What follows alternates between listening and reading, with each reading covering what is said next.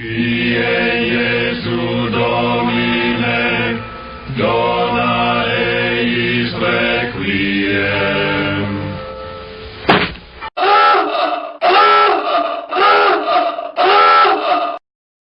Well, good afternoon, everybody, and welcome to Hey Padre Podcast, Black Hat Edition, rambling all about politics and culture.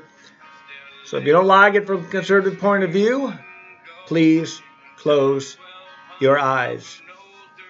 So this is a grab bag today, and it's going to go longer than the recommended 5 minutes by my friend Bill. It will be a little longer than that, so you can always watch it in parts if you like. I don't know how much longer. I'm going to stop it at 10 no matter what, but I think it'll go longer than 5. First of all, let's talk about the president's recovery from COVID. And he's Donald Trumping it up, which I don't mind. He's talking about his quick recovery. We don't need to be afraid, which I think are all great. He might be boasting about it a little bit too much, but you know what? After 8 years of praising Obama for doing nothing and making it sound like he was the second coming of Abraham Lincoln or George Washington, I'm okay with Trump tooting his own horn. What is more disconcerting to me, although not surprising, is that the left, many on the left, were hoping for his death. At least they're consistent. I mean, if you actually think the guy's Adolf Hitler, you should be hoping for his death. Well, there were a lot of conciliatory people who speak that rhetoric too, so it leaves you scratching their heads on what they really believe about Donald J. Trump. But it's pretty vile when you wish death upon somebody. Unless you're really evil, I don't wish death upon anybody. I don't even know if I wish death upon anybody at all. If they're really evil, I'd like to see them confined and restrained and punished for the rest of their days. So that's one thing. Then you got, do you even remember that we have a Supreme Court appointee in the running? And that the left will do everything they can once they get back on team. They can't focus on too many terrible things at once. It does take a lot of focus and outrage to harp on one subject and then switch gears to the next. So we'll get back to Amy Coney Barrett soon enough and trying to destroy her reputation as a judge and trying to destroy her person. So even if they can't disqualify her, she'll quit. That's always the hope of the left, that we will pile on you enough to make you quit. Always. And they're non-stopping at that, man. They will pile on you to make you quit. And we should be mindful of that. That is a terrible thing to do. There's nothing Christian about it. There's nothing Christian about them.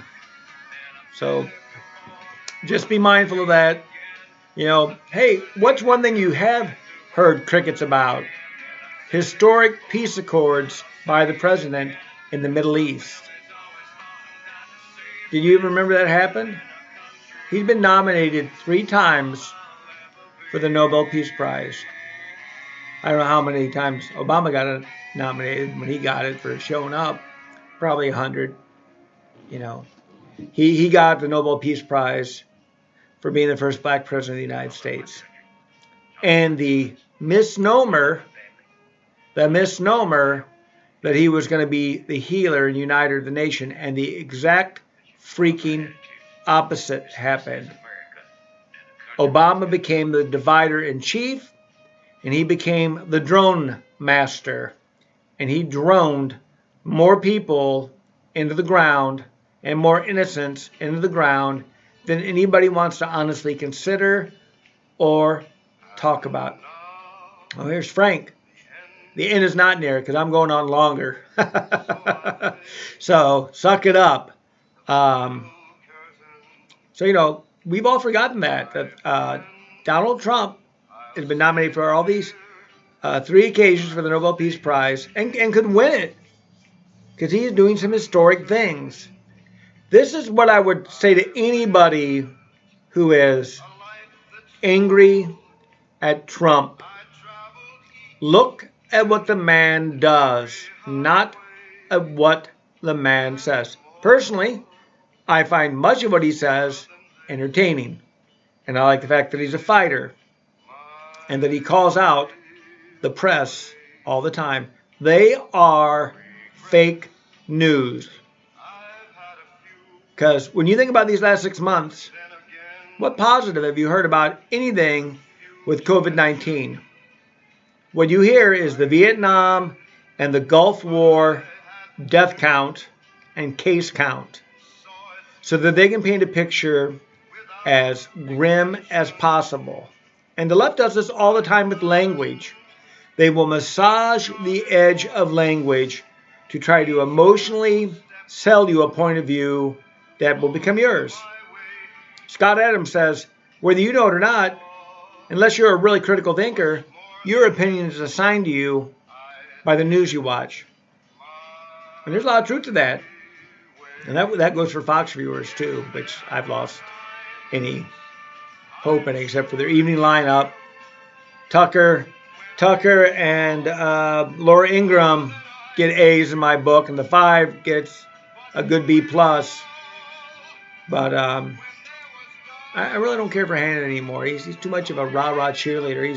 He's almost so uncritical of Trump that I can't wrap my head around it. So it's like, nah, not for me. If I supported him, I had Fox Nation app on my phone. I may go back to it. I'm trimming up some of my subscriptions right now to look at things. But yeah, the evening line, I believe something bizarre. But your opinion gets assigned to you. How many people would question that? I think it's true. People accept it as uncritical. I mean, the ongoing fiasco about racism in this country is because of the news. Donald Trump denied Charlottesville early on. The news conference after it happened 3.5 years ago, and the media has been as honest about it ever since. And they've run a racist narrative to divide this country, to incite people. You know, here's the worst thing about inciting the people from the press is that the people who are on the margins, who might worry that racism is a terrible problem plaguing this country, become activated. And they decide, you know, the guys burning crap down and attacking cops and other people, maybe they got it right. Thank you, media, for your legwork on poisoning the mind of the American people. And that's what they've done. They have poisoned it tremendously. So, you know, I don't know how that's all going to get healed. It can, but everything since George Floyd died has set back race relationships in this country for the most part. It has made us turn the clock back, and it's unfortunate. You know, I saw the president in a news flash earlier today rejected the Democrats' stimulus proposal, because I'm sure it had all kinds of things in it that you and I ought to be opposed to. So he rejected it. He's not going to sign on for a half deal that further taints the country. You know, during the debate, he was asked by Chris Wallace about critical race theory. He said it's racist. It's a hateful thing. It is hateful. It divides everything, you know, like intersectionality, by race, and then assigns blame. The left has nothing to propose in terms of bettering this country. What the left proposes is destroy it all and start over. All we inherited from the past is suspect and worthy of condemnation. That's how the left thinks. Ask them what they love about America. I bet they can't say anything. They don't love opportunity because they don't believe in it. They don't love prosperity because they don't believe in it. They don't love freedom because they definitely don't believe in that. Their mind is all these groups, individuals, have been oppressed for decades or centuries, and this is their comeuppance. It's garbage. So, this is a grab bag rant by Padre. So I hope you enjoyed it. Critical race theory is garbage. It is made more racist. Sort of like, it's like affirmative action for vile, mean-spirited people. It makes you see people through their most superficial traits rather than through their character and their competencies. God bless. Pray for our nation. We certainly need it. Good night.